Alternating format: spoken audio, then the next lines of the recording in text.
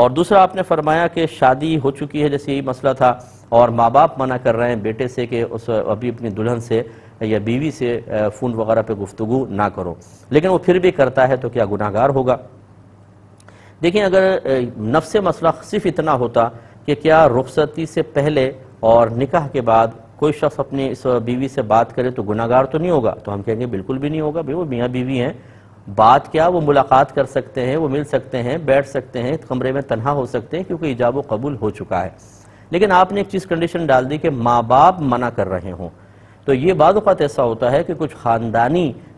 رسومات ایسی ہوتی ہیں، قیودات ایسی ہوتی ہیں کہ لڑکا لڑکی کے لیے یہ پسند نہیں کیا جاتا کہ رخصتی سے پہلے وہ بات کریں، اگرچہ میاں بیوی ہیں، تو اس لیے ایسی صورتحال میں ماں باپ کا حکم ماننا لازم ہوگا۔ اب اگر وہ گفتگو کرے گا تو گناہگار ہوگا۔ ویسے ماں باپ کو چاہیے کہ بالکل منع نہ کریں، تھوڑی بہت فون پہ اجازت دے دیں، ویسے گفتگو نہ کرنے دیں،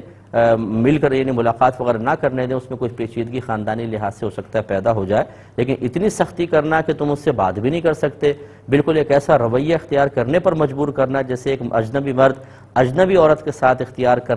کرتا ہے یا اس پہ واجب ہوتا ہے، یہ بالکل درست نہیں ہے، ان کو بات کرنے دیں۔ یہ بہن نے فرمایا کہ کپڑے پہ ظاہری نجاست لگی ہو تو کیا ایسا ہو سکتا ہے کہ ہم اس کو پہلے ہلکا سا دھوئیں، پھر صابن سے اس کو دھو کر، اور یعنی وہ پورا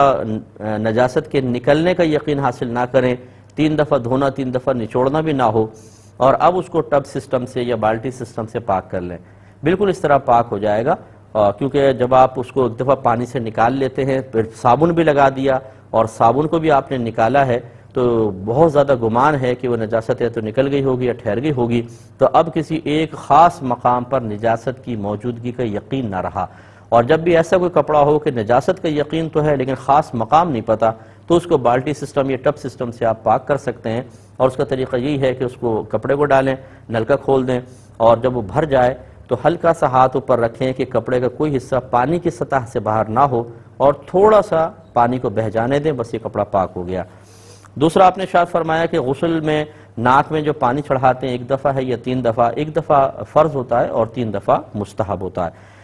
یہ بہن نے فرمایا کہ نماز میں بعض اوقات درد ہوتا ہے اور کوئی رکوع سجود میں جاتے ہوئے اچانک اف یا اللہ اس کی زبان سے نکل گیا درد کی وجہ سے، تو کیا حکم شرع ہوگا؟ دیکھیں، عموماً یہ جو درد کی وجہ سے اور کسی تکلیف کی وجہ سے غیر اختیاری طور پہ منہ سے الفاظ نکلتے ہیں، اس سے نماز فاسد نہیں ہوتی ہے، اگرچہ لفظ بھی بن جائے، اف یا اوہ بن جائے، اس کی گنجائش نکلتی ہے، تو اس سے نماز کے فساد کا حکم نہیں ہوگا۔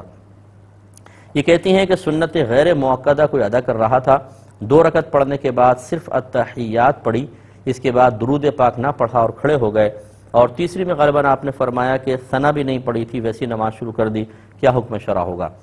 دیکھیں، سنت غیر موقدہ میں قاعدہ اولا میں، یعنی پہلے والے جو ہم 2 رکعت کے بعد بیٹھتے ہیں، قاعدہ، اس کو قاعدہ اولا کہتے ہیں، اس میں التحیات کے بعد درود پاک پڑھنا فقط سنت ہے، اور ترک سنت پر کوئی سجدہ صاحب وغیرہ نہیں ہوتا، صرف فضیلت میں کمی ہوتی ہے۔ ایسی ہی سنت غیر موقدہ میں تیسری رکعت کو پہلی رکعت کی مثل ثنا سے شروع کرنا سنت ہوتا ہے، اور اگر آپ اس کو چھوڑ دیتے ہیں تو وہ ترک سنت ہے، ثواب میں کمی ہوگی لیکن سجدہ صاحب وغیرہ کوئی لازم نہیں ہوگا، اور نماز آپ کی بہرحال مکمل ہے۔